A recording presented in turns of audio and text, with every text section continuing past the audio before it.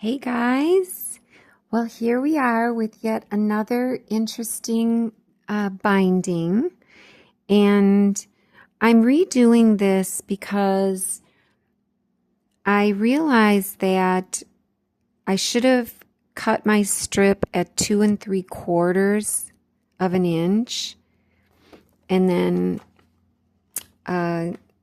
because if you use 2.5 inch strips and try to do this, when you get to the victory lap, which is now the Serpentine, here's where I started, and you could see how it's farther away than these over here.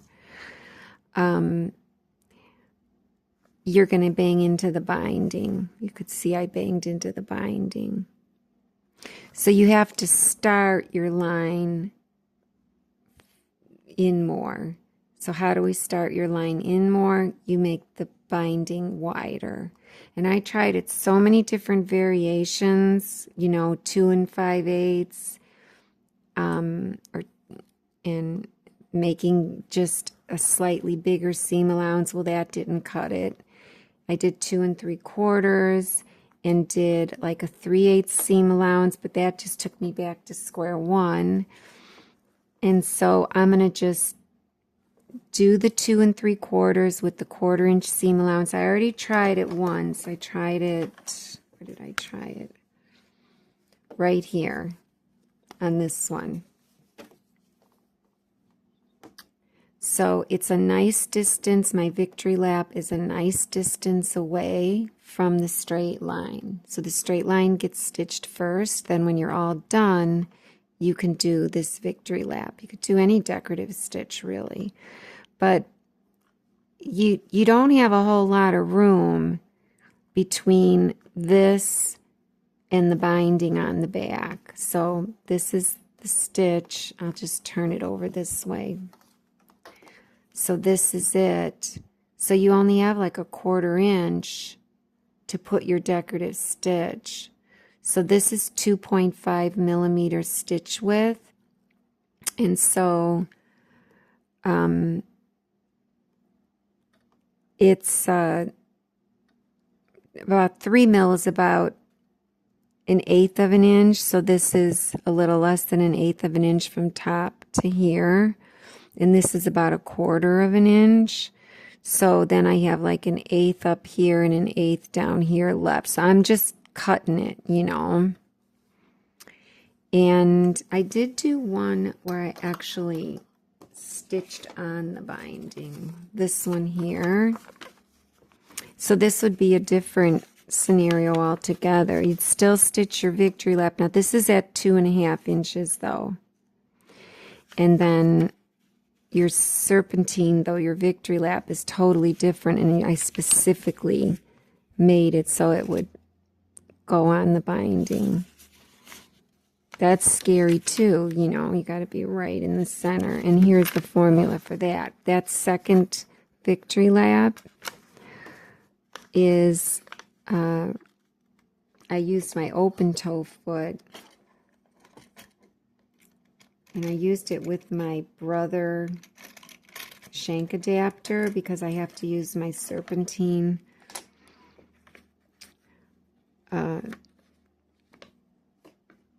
I had to use my straight stitch with the brother adapter anyways. So this is upside down, so it's going to be confusing. But let me turn it this way so you can see it like as if we're... I'll put it like there.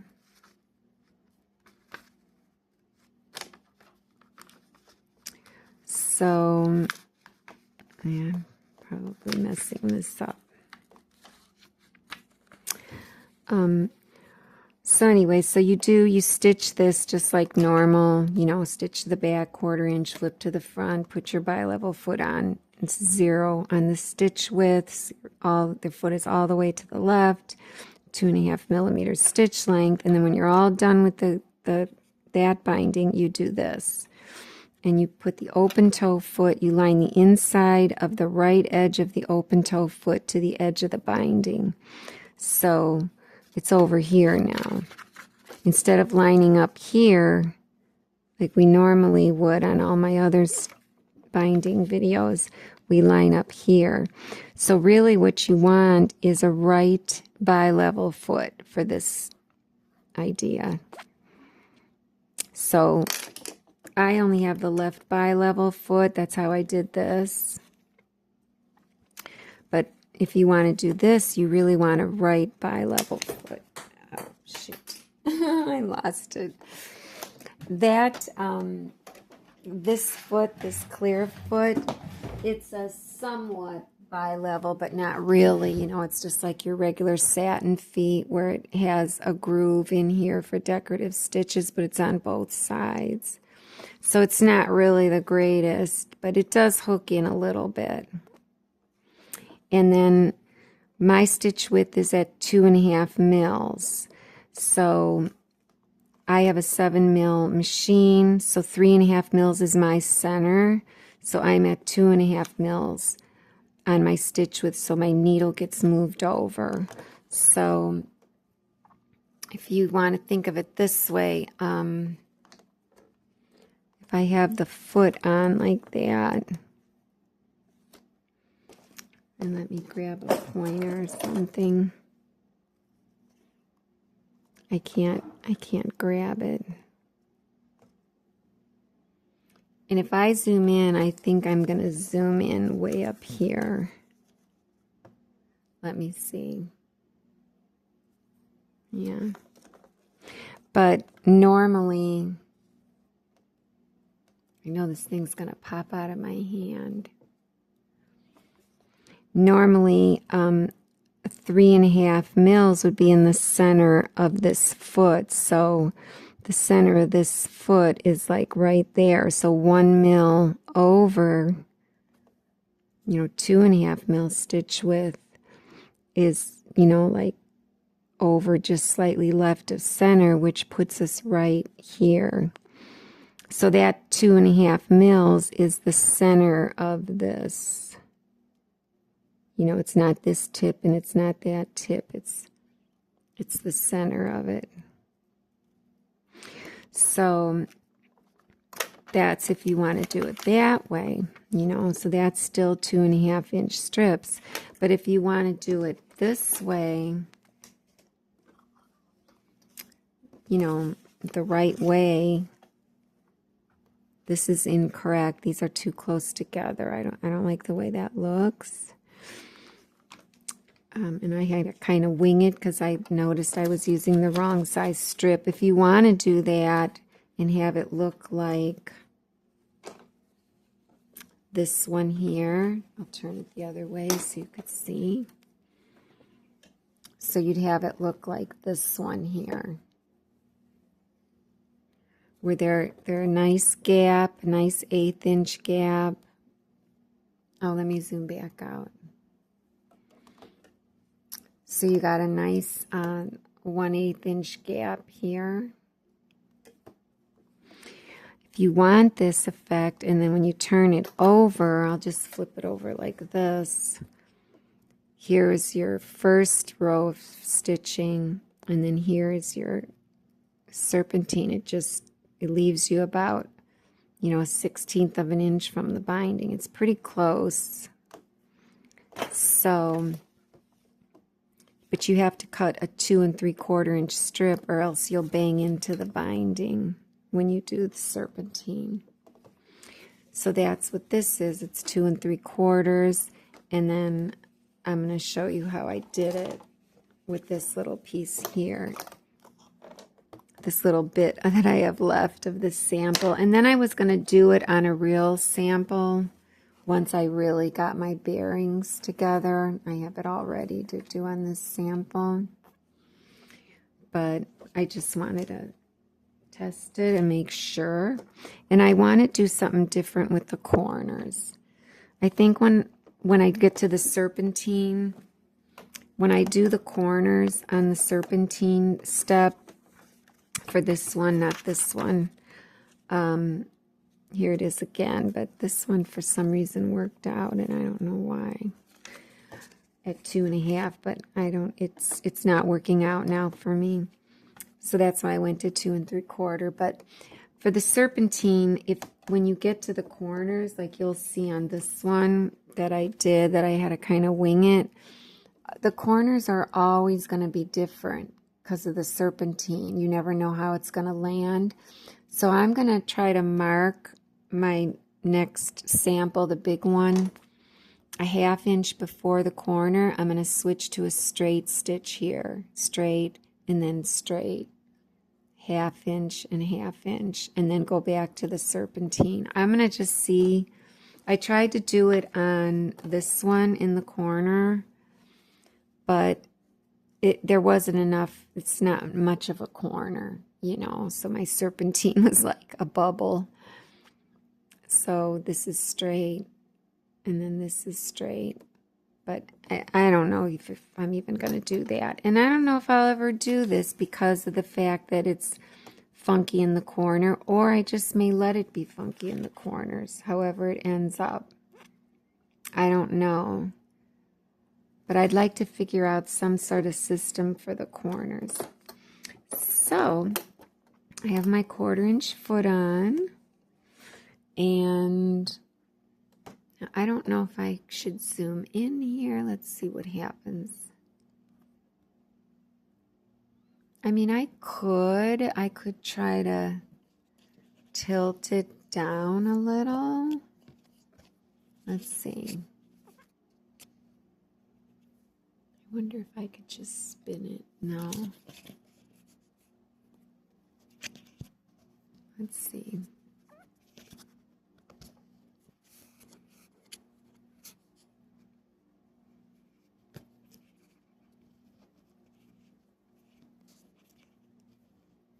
I guess I could do that.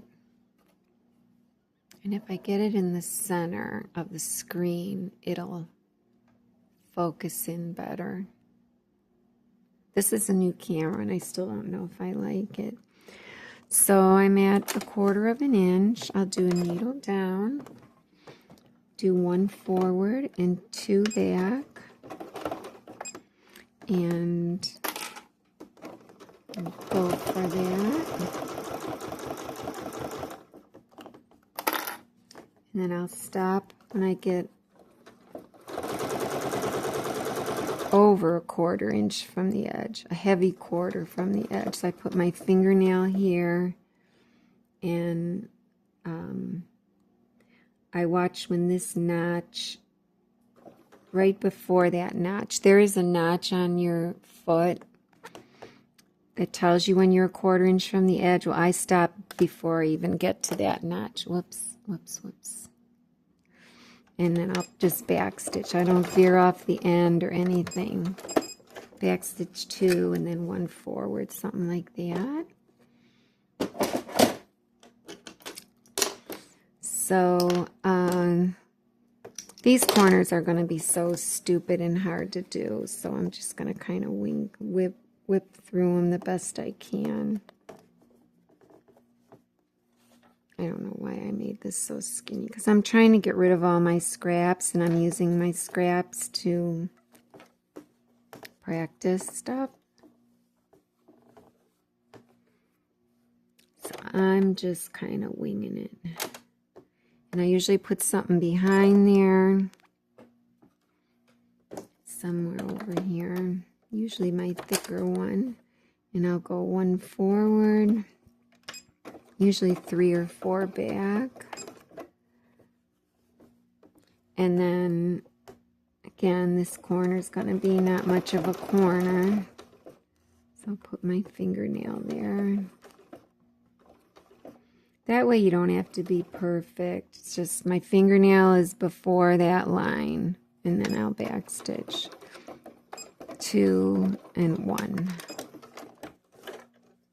Okay.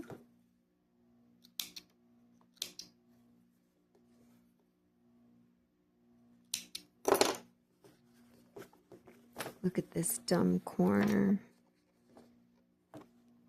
Oh, you can't see anything. Let me go back to 1 to 1, because then I forget. I'm in a hurry, and then this will be the dumbest corner in history.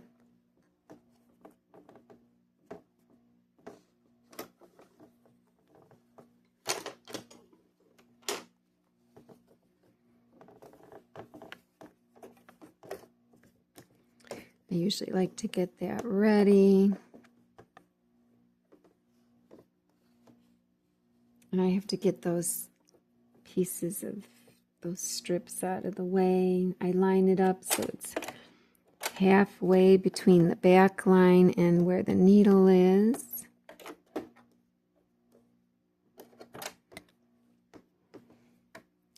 Needle down, one forward, whoops,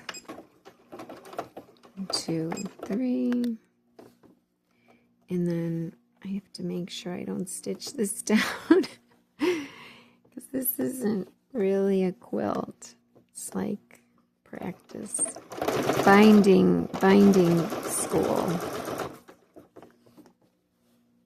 So I'll stop right about here. Oh, it doesn't want to go because it's caught on this other binding because, you know, I don't have any seams or, I mean, it's a raw edge that it got caught on. I don't know where I'm at. I'll go back 2 and forward 1. Not really. Okay. And I'm using still that dual duty thread. Normally I'd use So Fine 50 weight for doing this part, and then usually Omnitex 30 for the top, and you know, whatever I do on the quilting, which is usually Omnitex 30. Well, now they call it 40 weight, so it's really so silly. I'm gonna cut this. I should cut it with my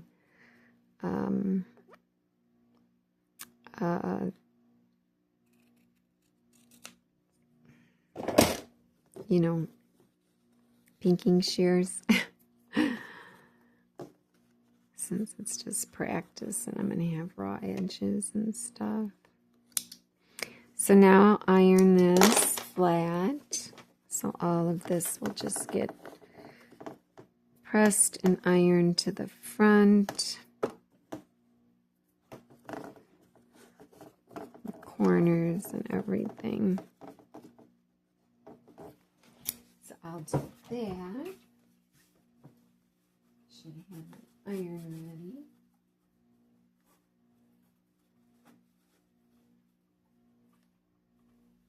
I'm not going to do that straight stitch thingy on the corners because these corners are so short.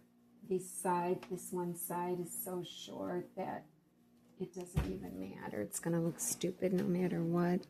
So that's all ironed, and then you'll go ahead and push those corners out with your thumb. And I usually pull it to the front with going from right to left so that my corners do end up right. And try to clean it up a little bit.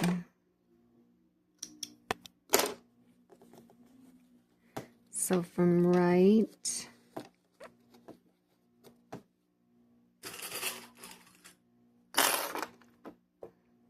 I don't want to lose that foot again. I'll just put it in there. Usually on this part, I turn them upside down to flatten the binding. And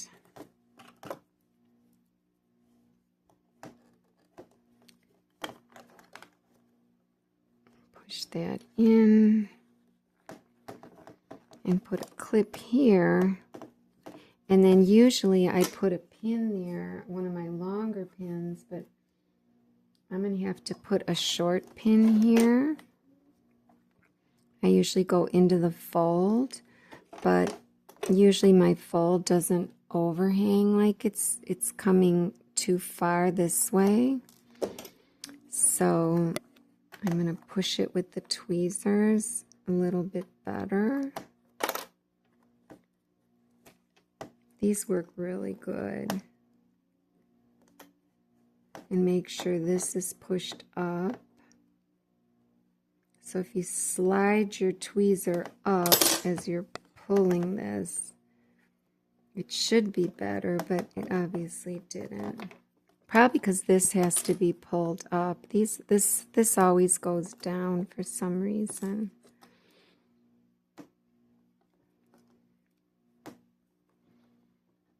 I'm just going to go with it. Stick it in there. Go down a little and then straight in. And this time I'm going to have to go right through the point all the way because this side is so short. So we'll do this side. And again, you can use this.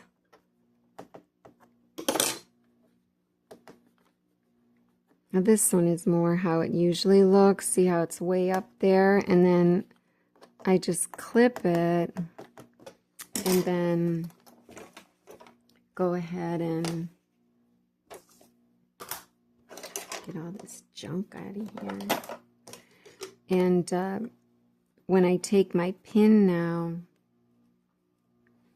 the pin just, I slide it in that fold all the way down, and I just bring that 45 where I want it to be. And of course I went too far.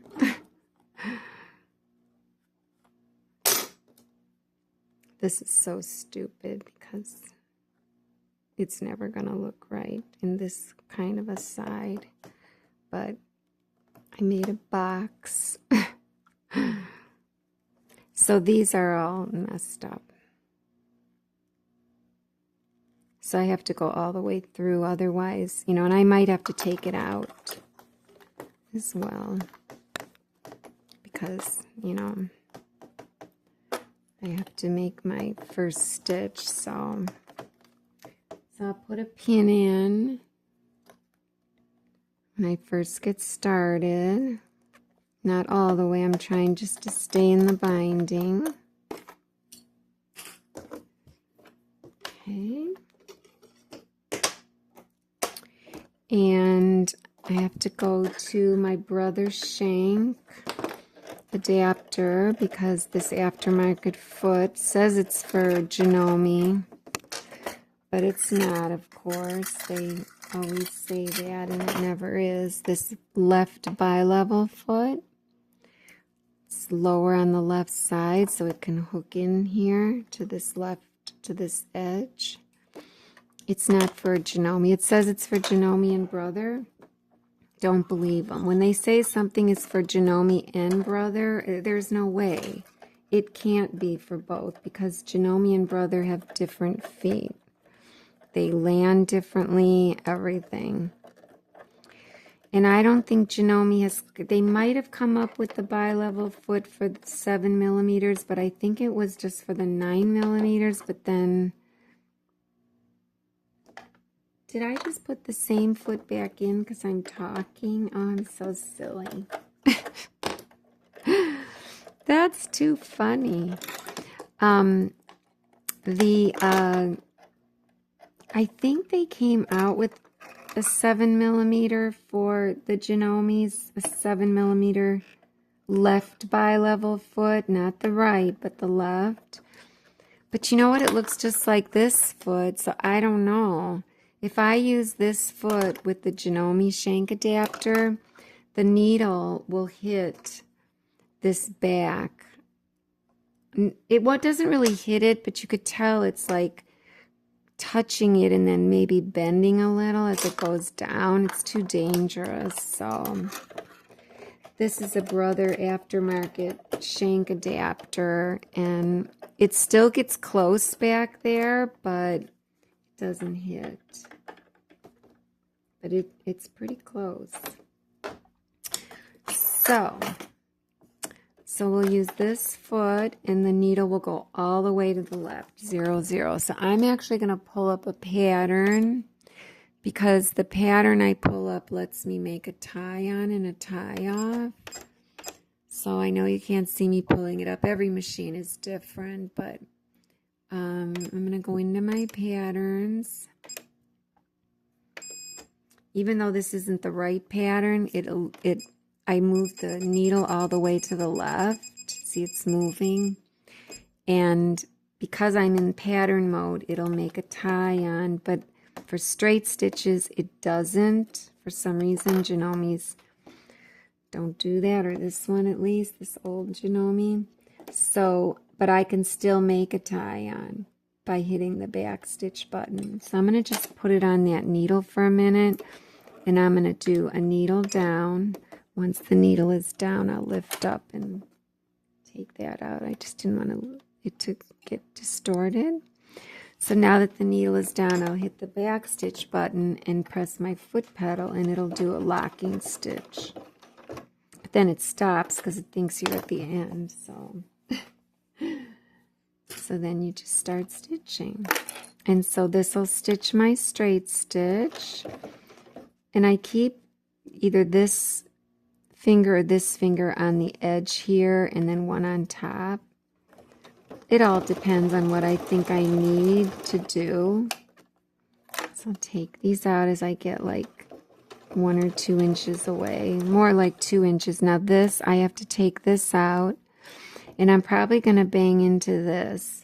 So I'm going to put a clip here instead of this blue one,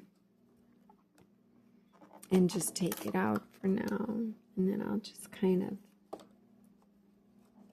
push that into place. And I usually, what I've been doing is putting a clip there, but not all the way up, just so that this doesn't push down. And then I've been holding this pointy thing there so this doesn't push down, so that this point is a nice corner. And so that's how I've been doing it. So I'm going to go all the way down. And usually you can't see my sides, but when this side, the top of the binding, gets to, I believe it's this red line, which is kind of like the back of this long oval hole, that's when I pivot. But I'm going to check it anyways with the needle down. So when my binding edge gets there, I can turn it and check it. Now I can see I have a good heavy 1/8, or even between an 1/8 and a 1/4 right there. So I want to see the same thing when I pivot. Yeah, it's too heavy, I think. So I probably need to only go a 1/2 stitch, but I'm just going to wing it and go 1 stitch and turn. That's good. I'm happy with that. So I'm going to have to take this out and this, but I'm going to try to make it so that, again, I'm going to lift up and make sure this part is not going to get sucked or get pushed back as I go. So I think I'm good.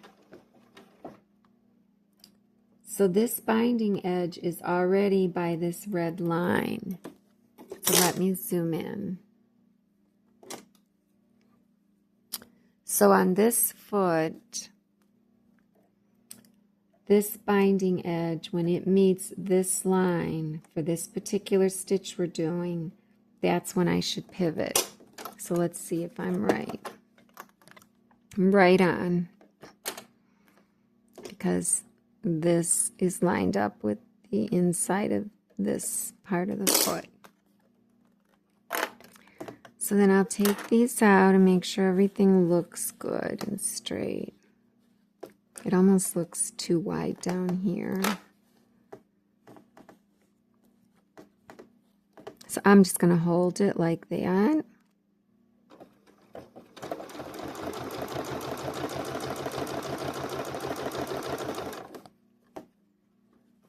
And I'm going to do the other big one once this, well, it's not big, but it's bigger than this.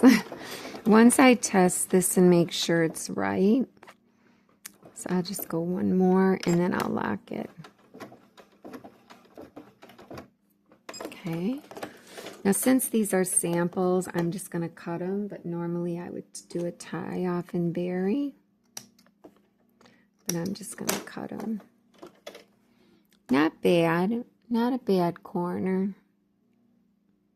I kind of went too far. But, you know, that was hard to see in there. And normally if I just left it at this stitch, then I would hand stitch these corners. But since I'm doing this serpentine thing, I can decide if I even need them or not. Now, like I said, I'm not going to try to do the straight stitching in the corner, not on this little thing. So now for my next one is, and I'm going to just go back to 1 to 1. I'm going to do the serpentine, and I have that saved, and all it is a zigzag. I'm going to start here in the same spot. It's just a zigzag with a 2.5 inch stitch width and 2.5 inch stitch length as well. And so I have that saved. So I'm going to just pull it up. And again, it's going to be the same exact place. This is going to hug this edge right here. So let's see where I'm at. Right about there. So I'm going to hold the threads, do a needle down. This will do a tie on. I don't have to hit the back stitch button because it's like a, no wait, this is the zigzag. This doesn't, because, does it? I can't remember. I don't think it does. I do have to hit the back stitch. I think, because it's not considered a decorative stitch. I think that's why. So I will hit the back. Oh no, it beeped at me. So when it yells at me, it's like, you don't have to do that. It's going to make a tie on. So it was just the straight stitch that wouldn't. There, it's tying. And there we go.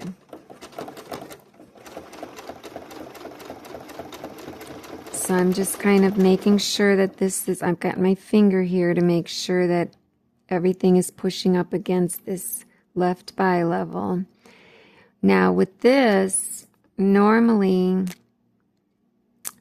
since I'm coming way past, you know, I'm coming up here, I wait for this binding edge to get to, let me zoom in. This binding edge on this side, when it gets to not the back here, not this red line, which is kind of like the back of this hole, not that. Now I want this binding edge to be way back here at this wall. When I see it's lined up with that wall, then I can try and pivot. See if I do it correctly or not, because you can't even see the side with this short side. Dumb. Okay, keep going. One more. I think I'm good. Now let's see, I've got like a heavy 1/8, between an 1/8 and 1/4 there. If I pivot, yeah, see, it never looks the same when I pivot. But on the last one, I did the same thing with the straight line. I saw how wide this was, and I was like, oh, no, I need to go one more stitch. So since I did it on there, I'm going to have to do it on here. I'm just pumping my foot pedal one more stitch. Yeah, see, that was... But I don't want to run into the line, so I'm probably going to hit the binding, though. We'll see. So now, same thing. When this binding, was it the line or the binding edge? I can't remember. I have it written down. Pivot when the straight line meets the back wall. So it wasn't the binding edge for when you're doing the serpentine. When you're doing the serpentine, it's the straight line. When that meets the back wall, that's when you pivot. So I pivoted wrong.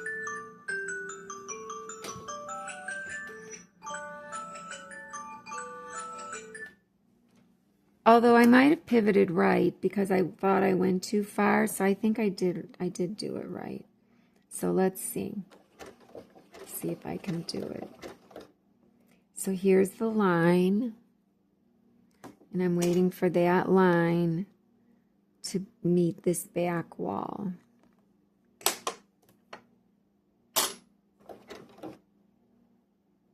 So it's kind of past the red line. It's almost to the back wall.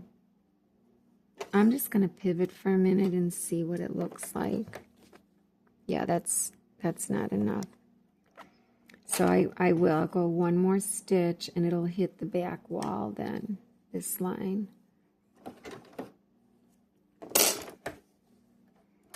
That's good, because this still has to be lined up with this. Did I do that right? I think I did. And I don't need anything in the back, I don't think, because my foot's kind of level. I'm kind of pushing my left one because I think I'm not really in correctly. It's hard to line up with it with this little bit of space.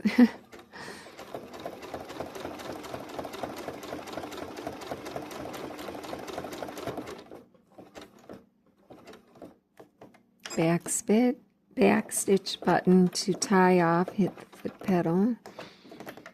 All right, let's see how I did. If I did it right or not.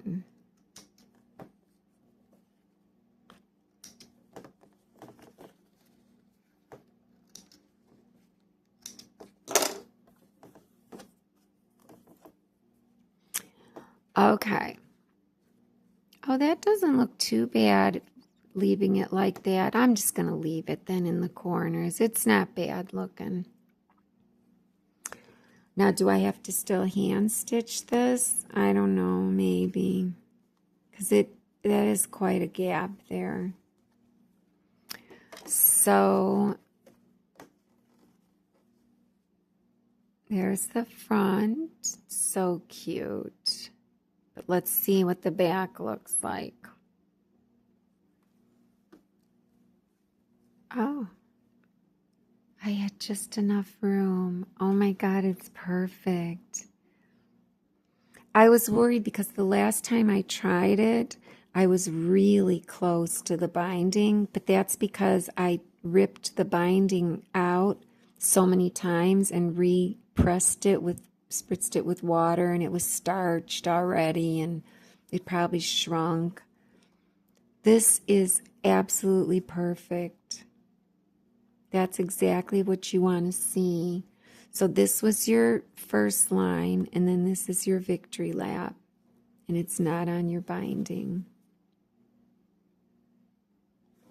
I don't know what that is.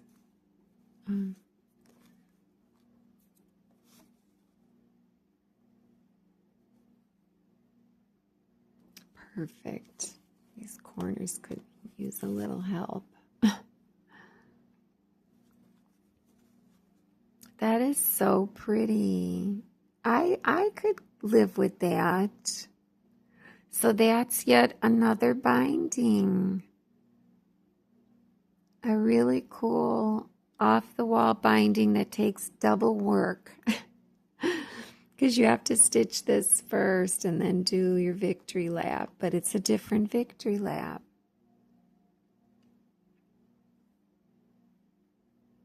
Very cute. So then I'm losing my voice. That's what we'll do on this one. I did it on this one, but I used a 2.5 inch, and so I had to kind of wing it and get real close just so I wouldn't hit the binding. So this is cut at 2 3/4. Let me zoom out. And I'll go outer. And this is the back, and this is an old swatch of mine. What I was practicing on here. Oh, circles and who knows what.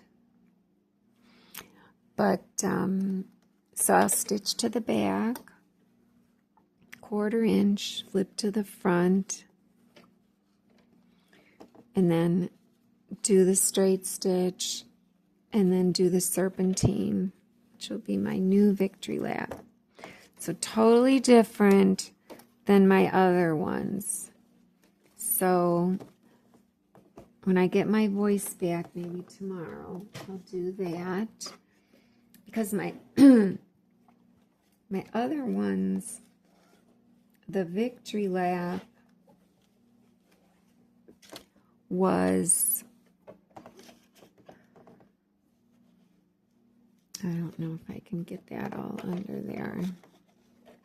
Probably can't. Oh, I'd have to, well, I have to take this off anyways. I'll take this off. Oh no, I don't want to move the camera. I don't feel like moving it. Okay. So let me go back to one.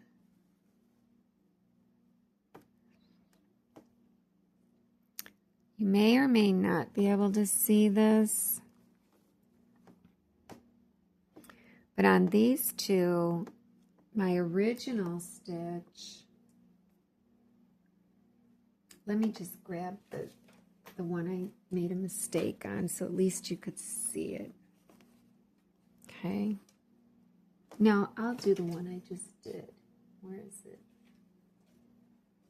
Oh, here.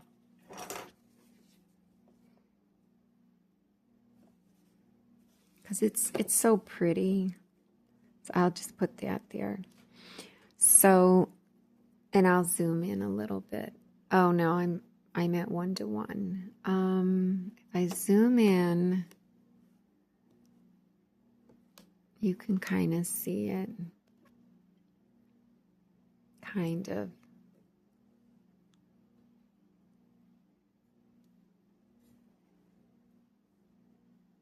I wonder if I should let me try and dial it up so I could pull more of it down.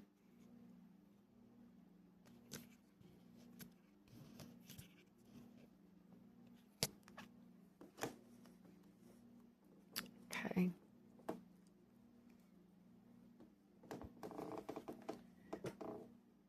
So my original binding that I like, I always would do this one, the blanket stitch. It's just a flipped blanket stitch. You could see it's just a straight line. You may or may not be able to see the straight line. And then it swings over to the right. So I call it flipped because normally blanket stitch for applique, the leg swings to the left, you know, because you've got an applique here and that. But this one is a straight stitch that's, you know, right next to this flip over. So, you know, the binding gets sewn on the back and flipped to the front on all of these. So that's then the blanket stitch. So there's your 1/4 inch seam, you know, is here. And then after the 1/4 inch seam, you flip to the front and you do the blanket stitch. And so it's even pretty on the back. It really is kind of pretty. If I can get it to, you know. And then on the front, it's just gorgeous because it just looks like these little dots on your binding. And then I hand stitched the corners on all of these. But then I decided to do a victory lap to make it stronger because I worry about this because you have to bring your tension up when you do the blanket stitch to make sure it's strong. Bring it up from 4 to 5.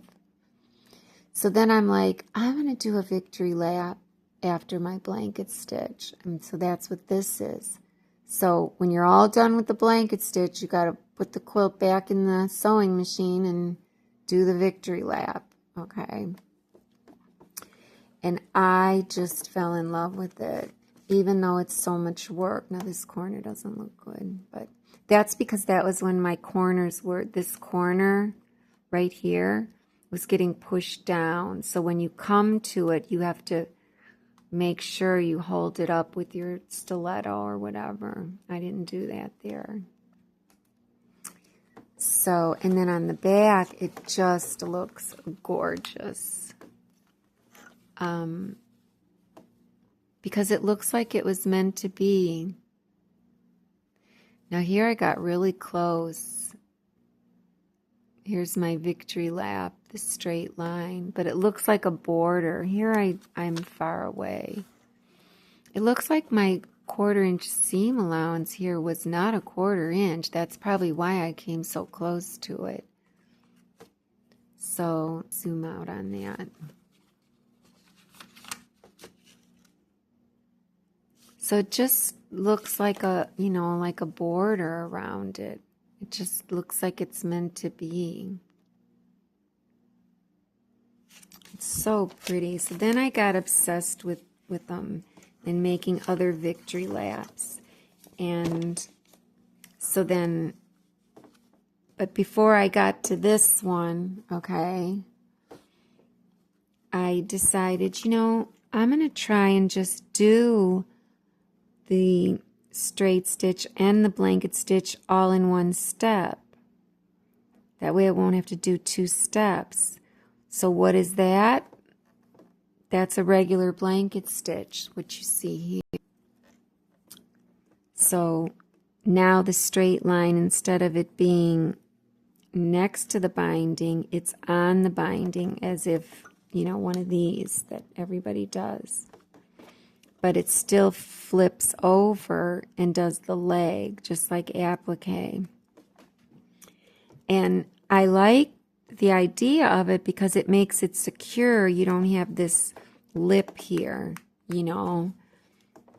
But for some reason, it just doesn't look as good as this one with the victory lap, you know, because you got this little gap between the victory lap and the little dot, and you know, these pretty little dots. It's so decorative, you know. You pretty much lose your dots on this one. So then after I did that, I still wasn't sure what I liked, and you could see all my crazy videos on it. You know, I still like this one, the one that a lot of people do. So then I thought, oh, I'll do this one and do a victory lap. But my victory lap can't be another straight stitch, of course. And so I thought, I'll do a serpentine victory lap. But to do the serpentine victory lap, you have to be careful, like I said, because there's not enough room here, and you'll stitch part on the binding, part on here. So that's why you cut it 2 3/4 and still do everything else the same. 1/4 inch to the back, 1/4 inch seam allowance, bring to front. Do this at 0 degrees with the bi-level foot, you know, like we did. And then do this, and then you should have enough clearance like we did.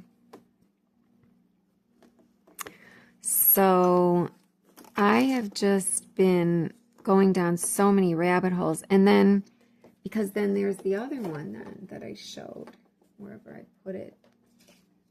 That, okay, if you're going to run the risk of going on the binding, if you use a 2.5 inch strip for the serpentine, you'll go on the binding for sure. If you are going to run that risk, then why not just put it on the binding? And that's when I talked about this one where I used the inside edge of my open toe foot to get this to stitch right on the binding. That's kind of scary. I don't think I'll ever do this. I mean, this is scary, but I think there's plenty of clearance there. You should be okay. I mean, look how close I got up here.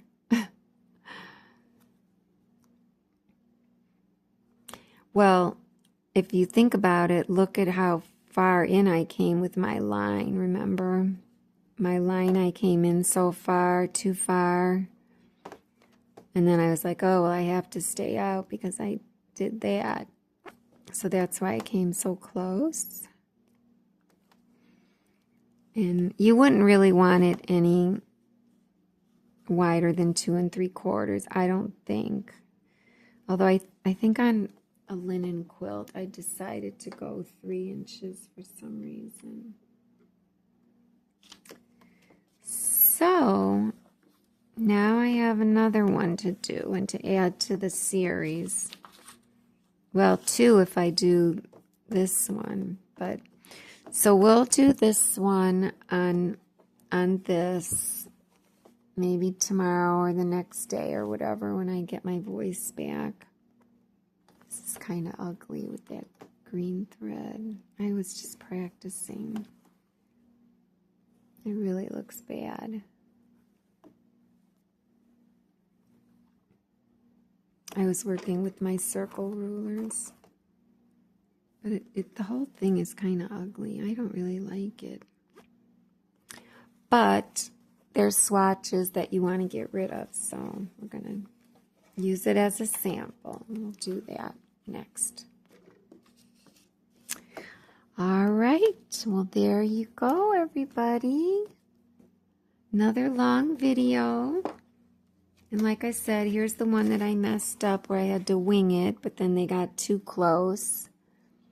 I actually had to do it when I saw I was going on the binding and I still had this foot on. I was like, oh, geez, well, I can't line it up with the inside of the foot. So then I lined it up so that the right part of this part, this right side, was lined up with the edge of the binding. So like that, instead of like that, it was pushed over to the left. I don't know if you saw that, from there to there. But it made the serpentine closer, and I really had to watch and be careful. You can kind of see I started here where it was the correct distance on the front, but then I saw that I was hitting the back here. And I didn't catch it until I was all the way around this side. So it's still a nice distance, but I was catching, because these were cut at 2.5 inches. So then I was like, okay, well, for the whole rest of this, I have to line my foot up differently, and now they're real close together. It's still pretty. So I guess, let's see, if you wanted to do it that way, because if you're lined up here, if you wanted to lock it in and you had a brother machine, okay, or a Bernina that has pattern shift, you could shift the whole pattern. But I don't think the Genomes have them even today. I don't think they have a pattern shift. So you could shift the whole pattern, this whole pattern, to the left. So it's not just stitch width, it's pattern shift. And I really, really wanted to like the Brother SE2000. I returned it twice because I couldn't get a pretty straight stitch. But it has a real pretty serpentine stitch. It's got a nice embroidery quality. And it's as fast as this machine. It's 850 stitches per minute. But I couldn't get a good straight stitch, so I returned it twice. I might give it another shot. I don't know. But they have pattern shift. So there you go. All this fun stuff. Fun, fun, fun. Get it all in the camera. Okay, how long is this one? An hour. I'm supposed to make my videos short. Everyone says you have to make them short, else people will get bored and they won't stay through the whole thing. And it's like, I have so much to cover. All right, guys. We'll see you next time. Bye.